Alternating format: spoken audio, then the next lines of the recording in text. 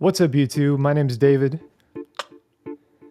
There have been a lot of controversies happening in the beatboxing world over the past few years, and they've kind of come to a head in the last few months. There have been some bad things happening, and as fans and supporters and beatboxers alike, you all deserve to know as much as you possibly can. And not to segue into my next video already, but aside from the allegations and potentially dangerous people in the beatboxing world that you need to know about, another big problem is lack of transparency from large organizations like Swissbeatbox and people that are in the know like these guys, as you'll soon find out. In this video, I will give you as much information as I possibly can about the Tomazacre situation, allegations against him, quotes from people from all around the world about the guy, and well, these two guys, and what I think about what they had to say about him. So without any further ado, let's get this thing rolling. Hey YouTube, Editor David here. Sorry to interrupt this guy, but there are a couple things I need to make very clear before I really dig into this video. For starters, there are a lot of stories and things you're going to hear said about Tomazacre in this video that are allegations, and they need to be taken as such. They are not proven to be fact in court. Many of them are alleged crimes that Tomas allegedly committed, and because they are considered crimes, we can't say they happened publicly without really solid proof and basically verification in court. So it's very important to understand that they are allegations at this point and nothing more. This video is plainly to educate and create transparency. A lot of you are probably wondering, like, why are you making this video about this giant beatboxing conspiracy? You're hardly a beatboxer, you're barely in the community. Yeah, that's kind of the reason why. In the giant glass house that is the beatboxing community, I'm kind of like in the entranceway. At the same time, I'm pretty well connected. I hear about a lot of things, I get a lot of information on a lot of things, and I'm sitting here at home with this information, seeing people with the same information either intentionally mislead you, all in the name of making money and getting views. At the same time, I'm seeing an even larger group not say anything at all and try to sweep the whole situation under the rug because it makes them look really bad. These things to me are both unacceptable, especially because these two sources are basically where 90% of the information in the beatboxing community comes from. The goal of this video is transparency so that all of you out there, fans, beatboxers alike, can take in all of the information, all the allegations, all the context, all the perspective and opinions of other people as well surrounding the Tomazacre situation and judge for yourself. I have no reason to bias you. I wanted to find the truth about this story, so I dug and dug. I researched a bunch about the situation online. I interviewed over 12 people. I translated a lot of stuff because it's mostly in Spanish. I read through a court document or two. I did a lot of work here, so you don't have to. Lastly, probably most importantly, absolutely do not go to Tomas's page, his YouTube, or anything like that. Do not go and harass him. Do not go and comment bad things. Same with Shazam and Sxin, same with Swissbeatbox. Don't harass these people. None of that, okay? If anything, leave them alone. Ignore them, forget they were relevant. I think that's all I need to say here to cover myself so I don't get sued. Sit tight because this is going to be a lengthy video.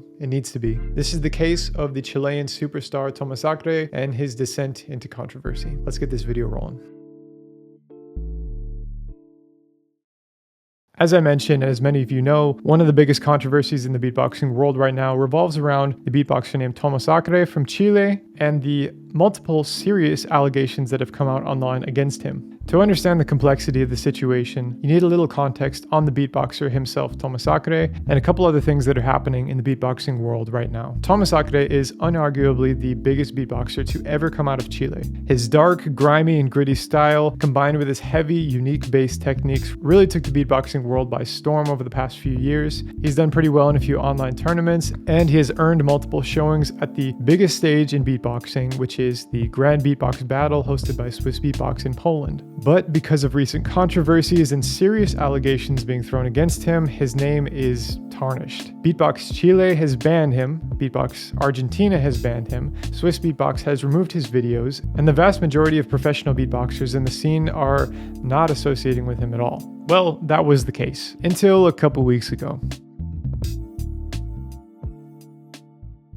Shazam and Sxin are basically household names in the beatboxing community. They have been beatboxing and creating content for a long time. They have a very popular YouTube channel which primarily revolves around beatboxing reaction videos. They did something exciting recently and announced this BBU online tournament. It built a lot of hype and excitement with good reason. That reason being they were actually going to pay competitors a lot of money. This is huge because Swissbeatbox, the largest organization in beatboxing, the one that hosts Grand Beatbox Battle every year, the one that has billions of YouTube videos, pays their competitors nothing, which is something we will discuss in the next video. Anyways, this BBU tournament hosted by Shazam and Sxin was a great thing, but then they did this.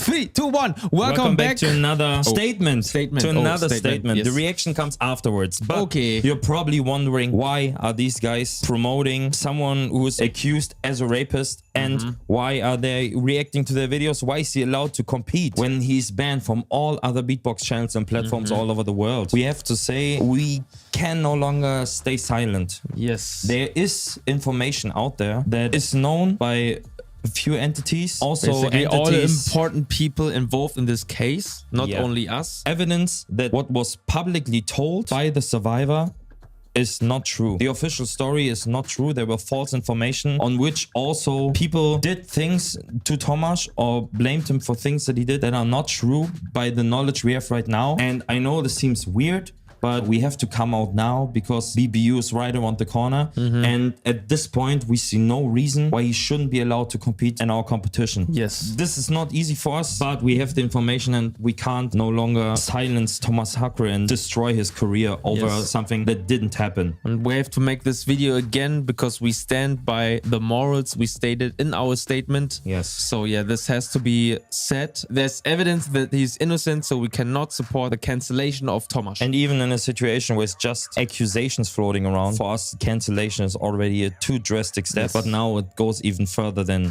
less than accusation, because there's proof that he didn't do it. And I can also see that a lot of participants and future participants of the BBU will be shocked by the statement or don't really understand because they don't have the certain insights. But feel free to talk to us. We can't talk to everyone because this is also private information. It's not our job to give this out to the public. But if one of the participants who qualifies for the top 16 or is a 17 or 18 or 19 place that possibly can still go into the competition, you can talk to us if you feel uncomfortable. Also, if you have a wildcard out there right now and feel super uncomfortable with the situation, you can write us, you can talk to us. We are here to clear the situation, to talk to everyone. And we don't want to make it like public and flashy and we know stuff you don't know. But at this point, we really need to give Tomazacre the chance to compete again in beatbox battles. Yes. Because there's no reason to not do it. It is just fair for him as a human being. So that's all the words we needed to say. And now enjoy the video. Yeah, now enjoy the reaction to Tomazacre's wildcard. Let me be clear. This statement is incredibly misleading and obviously fueled by the incentive of getting more views and promoting a celebrity for their tournament to generate more views to generate more money. And overall, it is destructive. And these aren't just my opinions. So let's pick apart their statement a little bit.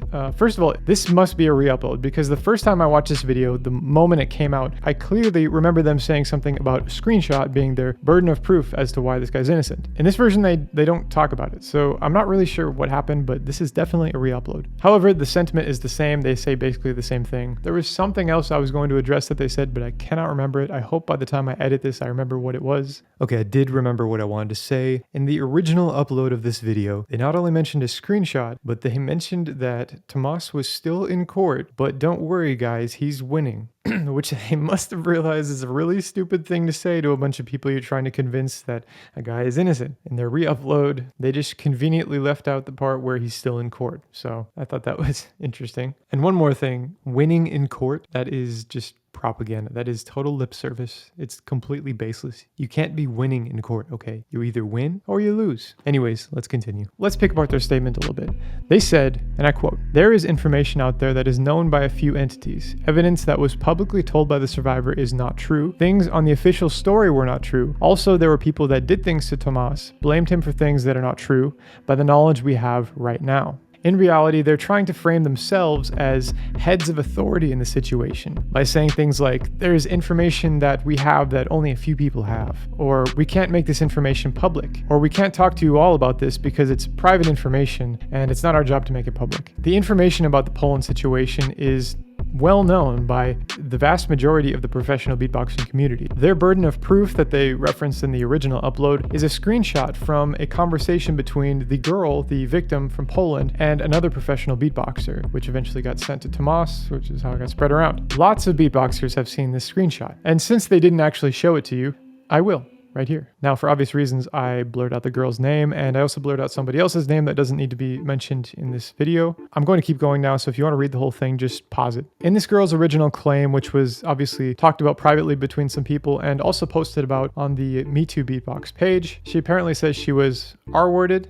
Not sure if I can say that on YouTube without being demonetized in this video, so I won't. Abused, coerced, etc. But in this screenshot, she admits that Tomas didn't fully go through with R-wording her. Okay, very interesting. Let's take note of that and be critical about it. Shazam and Sxin have this screenshot because when Tomas got a hold of it, he sent it around to a bunch of beatboxers, basically as his plea of innocence, saying, look, this girl was lying. This means I'm innocent now. The thing is, though, if Tomas is legitimizing this screenshot, if he's using it as his burden of innocence or burden of proof and saying it is legit, you know, the message is true, he's also admitting to allegedly abusing or coercing or still putting her in a situation that she obviously didn't want to be in. These two guys didn't show you this screenshot intentionally because it doesn't prove Tomas's innocence. It's damning to both parties. Now here's the real kicker. The real reason myself and the vast majority of the beatboxing community are pretty disappointed with Shazam and Sxin right now. This Poland incident is not the only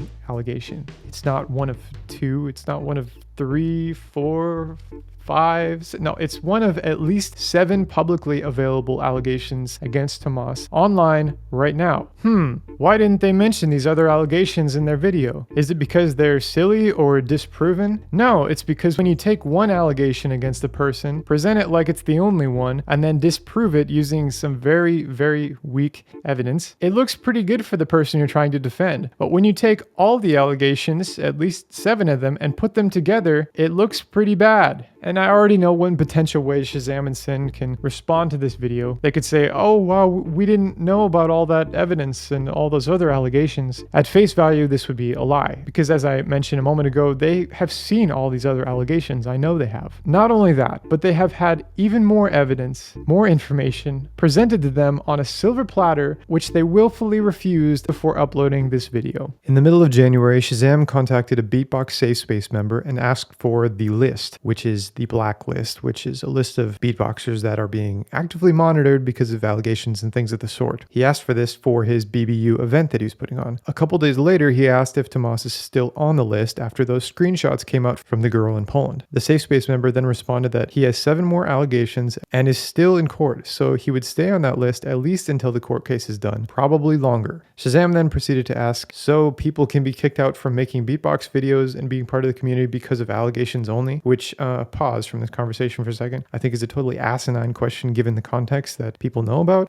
The answer to that should be an absolute resounding yes. Anyways, let's keep going. The safe space member then proceeded to explain to him how the list works, how risk assessment is necessary for event organizers, and offered him a call to learn more about the list and maybe even why Tomas is still on there. Shazam declined, saying he finds a discussion about this useless as long as important info is kept from the public, which is incredibly ironic given the fact that the video Shazam and Sxin released didn't give any more information to the public about the situation. They told you about the existence of this information, but they didn't actually share it with you. The screenshot, with good reason, to be honest, because taken as a whole, this screenshot does not prove what they were claiming it proves. It is painfully clear that these two are not interested in an unbiased truth or change as they proclaimed in this video. Rather, they're trying to cover up somebody's terrible history in the name of getting more views and making more money by promoting this tournament they're putting on. Ask yourself, did you hear them say anything about defending Tomas prior to this tournament? These 7 other allegations have been well known since they started coming out last summer through last fall. Not only that, but Tomas is still banned in Beatbox Chile and Argentina. So what about this? Well,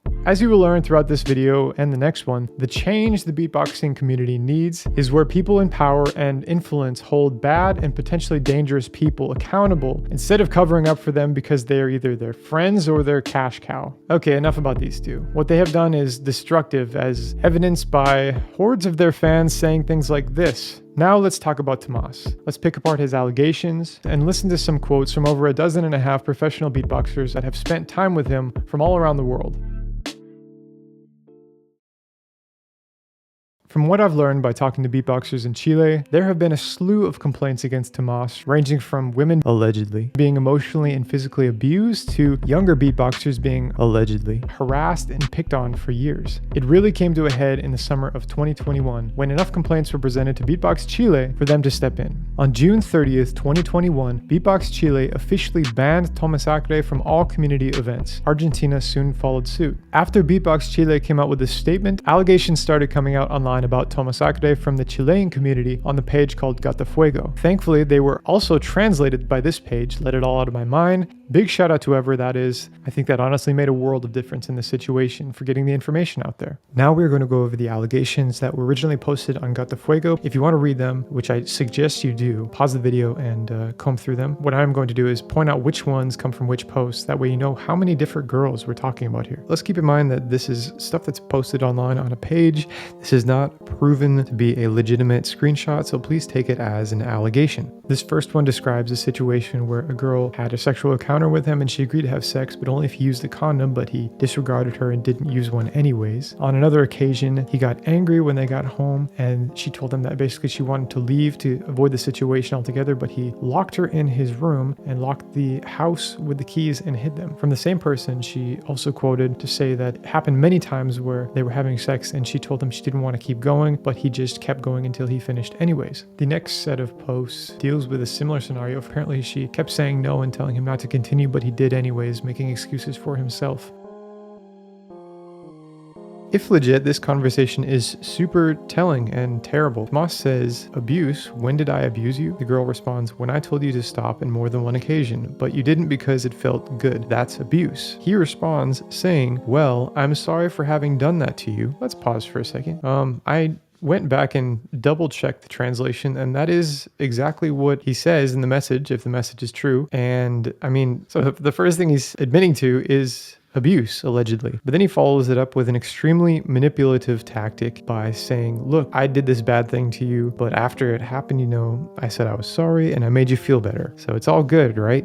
The next screenshot is probably from a different part in their conversation where he says, do you want that? Do you want me to get accused? Answer me. And she says, leave me alone. Then he doesn't. I don't know if you want to call that harassment, but he says, just answer that question, please. Do you want that? Do you want to ruin my life now? Me ruin your life? Why did we break up? So this is relationship stuff, to be honest. But the next one is very interesting given the context what I'm going to show you later in this video. I'm pretty sure where he says, do you know why this happened? He's referring to Beatbox Chile and Argentina banning him. He follows that up by saying, because you started posting things on your IG and who knows what else you did. And that's why this could happen now, which is why I ask, is that what you want? She says, yes, because I said what happened, and no, because you're an ill person. Then he says, but what did I do to you right now? Tell me, what did I do to you now? No, because you're a pathological liar. For this next one, we're going to jump back to Gata Fuego because it's not translated on the Let It All Out of My Mind page. I have a feeling it was, but it probably got deleted. It's a little bit confusing. The first two slides are of one of Tomas's exes confronting him with screenshots of a girl saying basically that he cheated on her. Not only that, but the rest of the messages that are shown are of a girl claiming, allegedly, that her friend got hit by Tomas and that he is a violent, manipulative person, which is interesting. I translated the whole thing, and basically the girl is saying, I can't give away a lot of information because I don't want to break someone's trust, but my friend, his ex, told me that she got hit by him and was manipulated by him a lot and abused, basically. And the girl that is receiving these messages is a girl that at the time was dating Tomas and was very concerned because she was saying,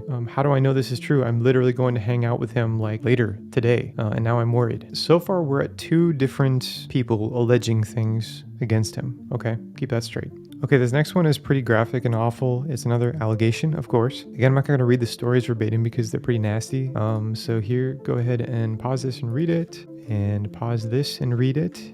From the same girl, these are screenshots she took of an alleged conversation she had with Tomas, which is just him straight up objectifying her. Oh, by the way, she is pretty young in this. I'm not sure how old Tomas was. I think I read in one of these comments that he's like 17 in this. So it's not as terrible as it potentially could be, because apparently this happened a while ago. And somebody also says in the comments that, did this all happen in Chile? Because if so, the national law says that the age of 14 is the legal age of consent, which is disappointing to say the least. This next one is pretty minimal, I guess you could say, compared to the others. It basically is saying that Tomas is a friend of a guy that I also knew who was also accused of bad things. She also said that Tomas would send pictures to a group of people of pretty girls on top of him, which I think she says while they were together. Not a super bad one, but it's just kind of gross. I mean, depending on the context, there may or not be anything criminal in that allegation, but if it's true, it says a lot about that type of person, because growing up, we all knew that one guy, you know, had a little bit of game for one reason or another, but he was a total slimeball because he would take pictures with girls or screenshot pictures of girls that they would send to him, and then he would share them with all of his friends. That guy? Yeah, that guy. So that's number 4. The next allegation starts off with a screenshot of a conversation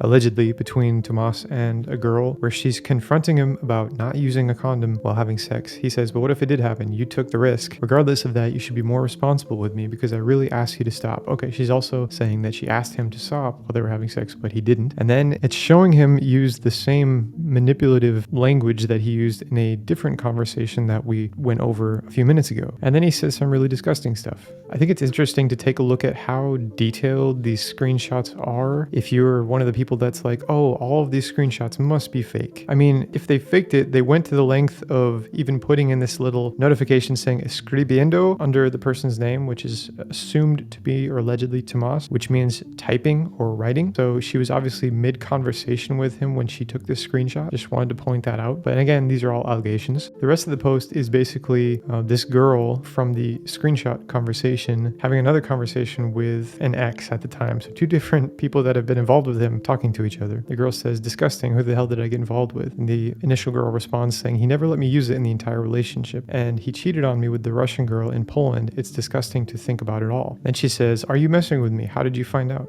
She says, I caught him through text messages that he had with her for months. That's when this whole crisis started, and he went to the psychologist because of guilt, something in which I don't believe anymore, but I forgave him. And just to be fair, just to tie up some loose ends here, I think the interesting thing here is the Russian girl is mentioned in Poland and him cheating on a girlfriend with this girl before GBB 2021. Okay, this is important because I have seen some, like, you call them naysayers, saying things like, well, maybe it was just a miscommunication between Tomas and the girl in Poland. Tomas is from Chile, his native language is Spanish, the Russian girl is from Russia and her native language is Russian, and, you know, speaking English together, maybe he thought she consented, yada yada. I'm not going to extrapolate too much and start guessing at what happened, but to potentially explain that situation or give some context to it at the very least. Tomas and the Russian girl that he had an incident with in Poland had a lot of history together and definitely knew how to communicate at the very least. Again, these are all allegations, these are all things to keep in mind, but it's important to put together the timeline in a clean manner like this. And to finish, this whole one was allegation number 5. Okay, this last allegation is a little bit messy because of how it was translated, and some people called that out in the comments saying,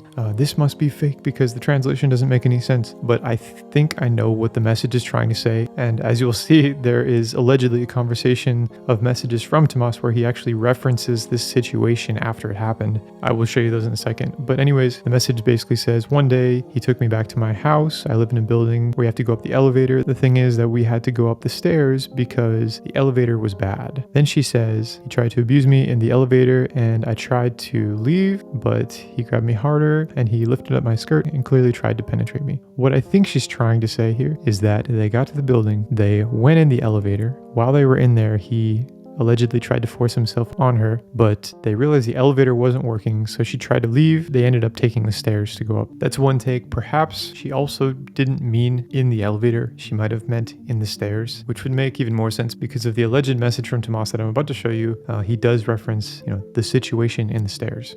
And a lot of the comments are downing it. This is important to know because, when you don't translate things properly, when you don't make things 100% transparent, and actually this translation is claiming allegedly rape when the girl never said that. She claimed something that was abuse or sexual assault, which is totally different. Not good, but totally different. But because of that mistranslation, the comments are all like fake, this is sus, etc., etc.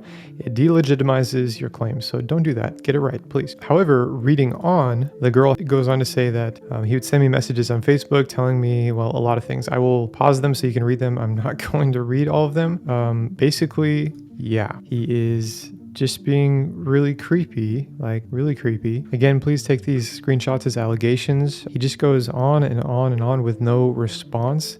And one very interesting thing that is like very oddly specific is that the whole elevator scenario where this girl alleges that he sexually assaulted her, he is referring to as something that he enjoyed in these messages. So if all of these messages are true and these screenshots are true, then, you know, yeah, that's not good. I've seen some people call Tomas the P word because, quote from this comment, important note, Tomas was 15 then. It doesn't excuse the sexual, physical, mental abuse, which he should still pay for, but he is not a child predator from these messages, which I totally agree with. You know, hold him accountable. It is important to get all these things out there, but it's very important to get them all out there accurately and not stretch the truth or not stretch the claims, okay? Because when you do that, it delegitimizes what you're saying. Yeah, that was allegation number 6. Very disturbing, to be honest. In August of 2021, Swissbeatbox had a storm surrounding Tomazacre to deal with while preparing for GBB in October. Amongst all the allegations and recommendations to deny Tomas access to GBB, they had also heard a rumor about Tomas having a court date or time in court or something like that. So Swissbeatbox messaged Tomas and asked him if he had court, if he's in court, and what the situation is. He allegedly replied saying the court case was dropped and here is a document for proof. Well, since I have this document, let's take a look at it. For starters, it's in Spanish, so I translated and read the whole thing. Yep, it is a legit court document, but it kind of doesn't really jive with the charges have been dropped statement. As a matter of fact, this document doesn't pertain at all to a case where anyone took Tomas to court. It pertains to a defamation lawsuit Tomas himself filed against one of his exes. The document claims defamation on the grounds of one of Tomas's exes posting all her allegations online and presenting them as fact, which is proper grounds for defamation. As cited in this lawsuit, she also posted some of Tomas's private information as well. I can understand the rage of a victim, but in situations like this, you have to be smart with how you proceed. Because if you're not, somebody can slap a defamation lawsuit on you like this pretty easily. Okay, this is getting a little complex. Let's go back through the timeline of events a little bit to make sense of this whole situation and this lawsuit. It's not super important, but for the sake of context, it's helpful to understand everything. In the spring and early summer of 2021, Beatbox Chile started receiving a lot of complaints and allegations about Tomas. On June 30th, they officially banned him from the community. The next day, on July 1st, Gato Fuego started posting allegations on Instagram. Those are the ones that we went through. At this point, I'm sure Tomas was furious to say the least, as GBB was right around the corner and he was trying to grow his image to grow his music career. On July 5th, he formalized this defamation lawsuit against his ex. Now, I don't see anywhere in this document where it says this defamation lawsuit was dropped. However, I have heard from a couple sources that that's what happened. Also, the allegations on Gato Fuego would certainly have to be removed if this lawsuit was followed through with or a deal was made of some sort. For what it's worth, I can only think of a couple reasons somebody would drop a defamation charge in this instance. Reason 1, the two parties made amends and shook hands and kissed and made up, which I'm just gonna take a guess and say that's not the case. Reason 2, Tomas's lawyer is pretty intelligent and had him use the defamation suit as a front to hush the alleged victims temporarily. However, they realized by doing so, they actually increased the chance that at least one of the alleged victims will take Tomas to court.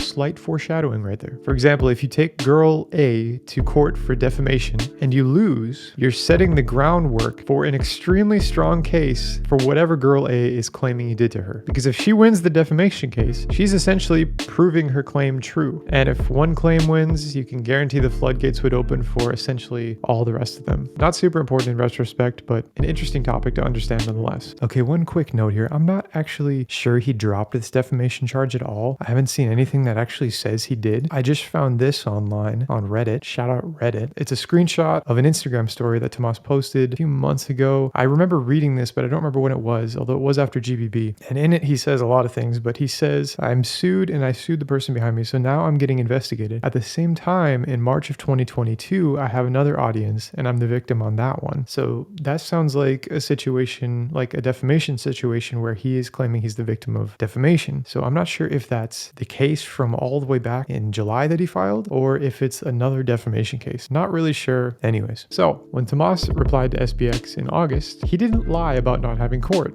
because of the timing. But 1 month later, on September 15th, a violación lawsuit was formalized against him. That is, a rape lawsuit. The first court date was to be October 1st, 2021, which is right before GBB, like a week and a half. So, do you think Tomas updated Swiss with this information? Since, just a few weeks prior, they had made it clear that they wanted to know if he had court. Take a guess. Do you think he stayed behind in Chile and went to court instead of going to GBB? Obviously, we know the answer to that. Somehow, nothing terrible came from him leaving the country and skipping his first court date, because when he got back, all that happened was it was reassigned to November 5th. Anyways, to circle back, because Swiss went to the ends of the earth to avoid taking action on Tomas when an undeniable number of warning signs told them to, they ended up letting a guy with an active rape case into Poland to compete on the GBB stage, hang out with the fans, party with everyone there, who were all mostly unknowing of the situation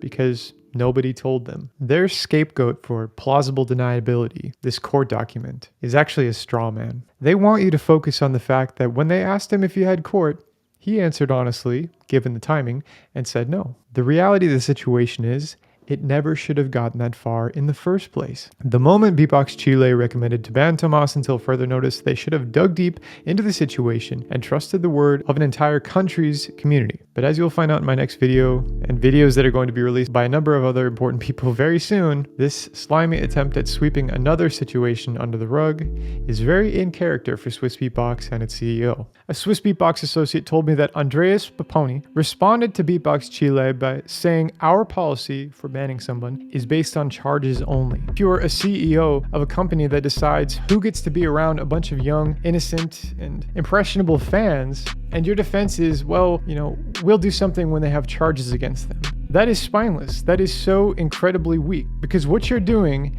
is putting the responsibility on the victims, the people that are forming the allegations. You're saying, I'm not going to do anything. These people need to spend their money, spend their time, spend their mental energy to prove this person is guilty for me to even consider not letting this person come to a competition. What he should have done is use common sense, realized, I wonder why the Chileans don't like this guy. I wonder why they banned him. I wonder why all these allegations are coming out. Maybe he's potentially a danger, and I shouldn't let him around my fans and the fellow competitors, especially the women. That's not what he did, though. Andreas decided to look the other way. Instead of protecting the fans, he protected Tomas and his brand and his profits. This is not the only time he's done this, and I have a lot of evidence and statements to prove that claim, but I will save that story for the next video. Anyways, to wrap up the history until now, Tomas goes to Poland and, well, you know the story. At the very least, he allegedly puts yet another girl in a sexual situation that she did not want to be in. After GBB 2021, a page called Me Too Beatbox also started posting allegations from people, both men and women actually, of times they were sexually abused, assaulted, or even R-worded at GBB and other beatboxing events over the past couple years. Just to clarify though, not all these allegations are about Tomas, but I know for a fact at least 2 of them are.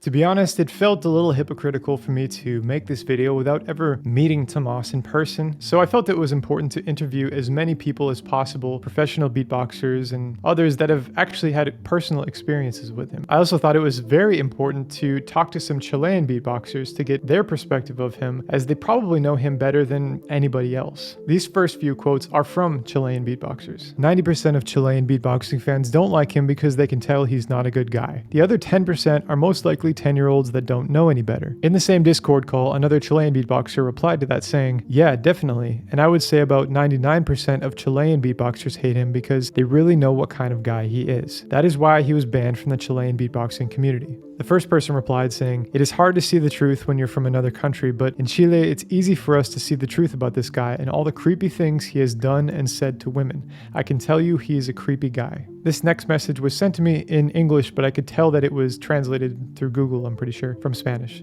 He was always very criticized for his way of being or for his style of beatbox. His indifference towards the new beatboxers that were just starting began to generate discomfort in the rest of the members of the community, to the point where in his participation in the 2019 GBB, he had half of Chile supporting him and the other half despising him. I began to receive messages of certain information that I found terrible and embarrassing, allegedly. First, it was Tomas's harassment of minors, then, allegedly, violence with his ex-girlfriend after other women who suffered manipulation and lies from him. And I began to investigate a little more with a WhatsApp group that had a blacklist, where Tomas was in the front row. I spoke to Beatbox Chile and asked them to block this person from the community until they find out exactly what happened. It was a potential danger. Fortunately, they listened to me, and then Argentina joined. I know they sent messages to Swissbeatbox not to take Tomas to Poland, but they didn't listen. Then, another accusation against Tomazacre occurred in Poland, and an Instagram also appeared where Tomas had at least 7 serious accusations. There are too many to do nothing.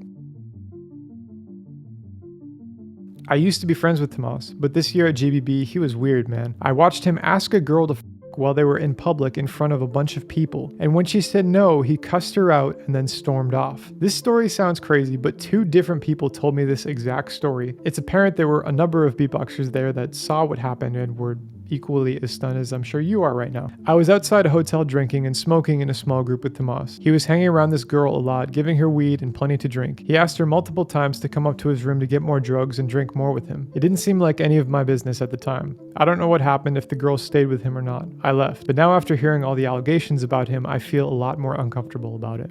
When I found out he was being allowed to compete at GBB, I decided not to go because I don't feel comfortable around him, and I was also very disappointed in Swissbeatbox for letting that happen.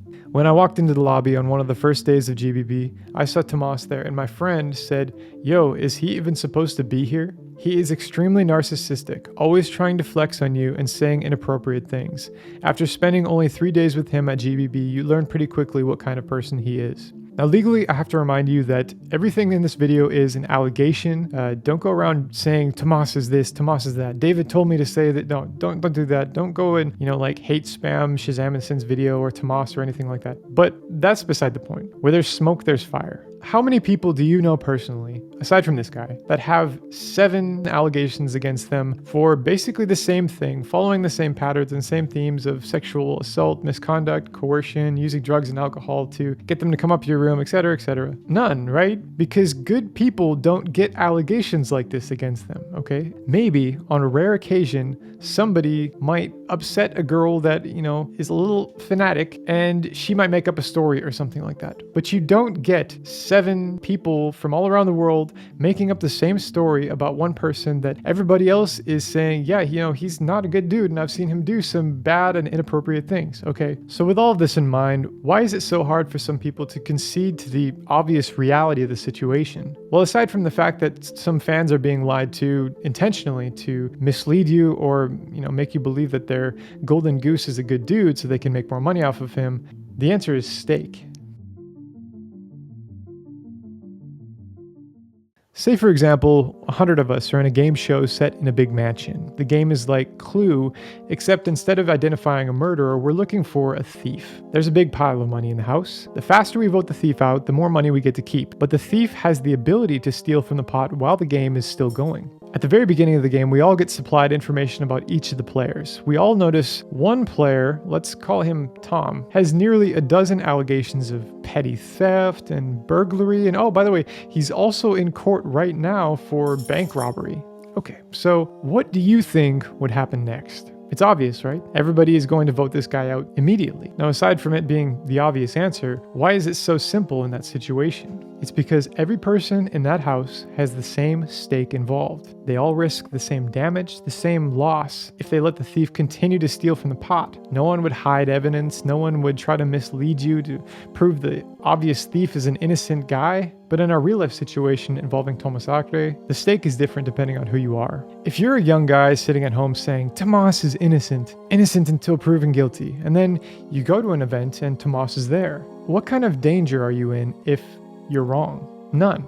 Tomas has 0 allegations claiming he's assaulted men or anything like that. You, young, impressionable bro, have 0 stake in the situation. So it's easy for you to allow your bias towards this beatboxing celebrity to override logic and reasoning. Obviously, for women, the situation is different. The stake is much higher. But David, you're not a woman. You don't have any stake in the situation either. So how did you come to this conclusion? It's because you shouldn't need stake in a situation to be logical and unbiased about it. Steak forces critical thinking, but lack of it doesn't mean you should do the opposite. The next time you're moshing with your bros at a beatboxing event, you're going, yo, this is lit. Where's all the ladies at though? They're at home because they don't feel comfortable around somebody there. They don't want to take the risk of becoming the next allegation. All because somebody, an event organizer, a big beatboxer, a CEO, or all of the above protected somebody that's either performing or attending the event that has lots of allegations for harming women or making them feel uncomfortable at the very least.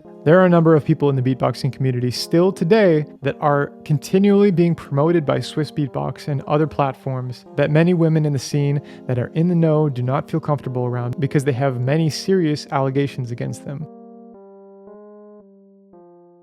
Trust me, I really didn't want to make this video. I'm not really a fan of calling out people or causing a fuss. Generally, I'm kind of the opposite. But that collective passive behavior in a community is exactly what allows situations like this to get swept under the rug without anything happening, without any change. The change you were all preaching about a few months ago, it's not long-winded lip services delivered by somber faces for a YouTube video.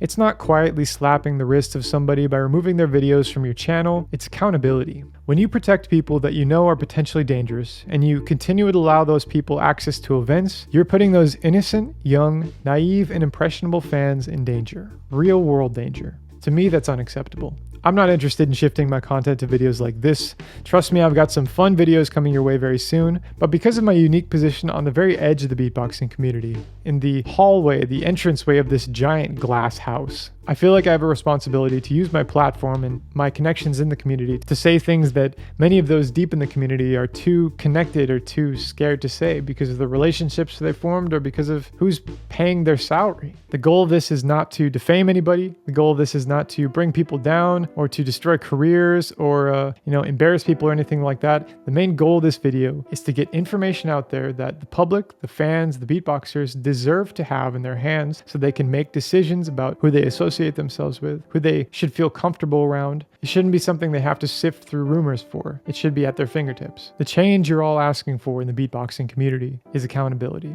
That accountability will bring safety, and along with it, as a repercussion, will cause some damage as well, but it's worthwhile in my opinion. As always, thanks for watching, and until next time.